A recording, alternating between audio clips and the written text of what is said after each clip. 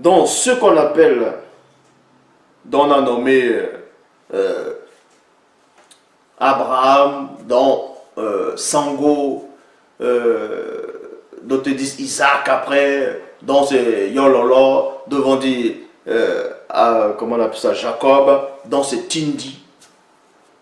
En tout cas, les vrais noms, ces vrais patriarches, eux, c'était des vivants. C'est pour ça qu'ils étaient exceptionnels. Les gens comme les Monmon, les gens comme les Davidon, Tondor, les gens comme les Sombewe, dont Samson, bref, tous ces puissants prophètes qui ont marqué leur époque, tous ces patriarches, ces rois extraordinaires qui ont marché selon le verbe, même s'ils ont trébuché un moment, mais ils sont morts dans le verbe, on va dire mourir selon le visible, mais ils ne sont pas morts réellement. Eux, c'était des vivants. C'est pour ça qu'ils ont marqué leur époque. Parce que les enfants de Moto, c'était eux les vrais enfants de Moto et de Mouto. Tous ces puissants prophètes, tous ces patriarches, tous ces initiés qui ont marqué leur époque, qui ont marqué leur temps, dont le verbe connaissait, et tous ceux qui sont connus, eux, c'était les vrais enfants de Moto.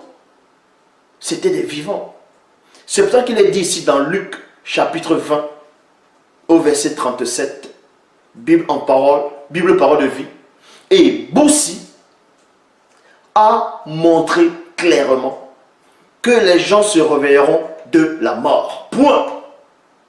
En effet, quand Boussi raconte l'histoire du buisson, virgule, il appelle le Seigneur le Dieu d'Abraham, le Dieu d'Isaac et le Dieu de Jacob.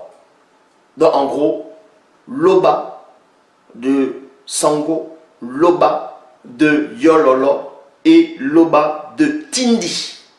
Dans Luc chapitre 20 au verset 38, Bible du semeur, il est dit, or Loba n'est pas Loba des morts, mais Loba des vivants.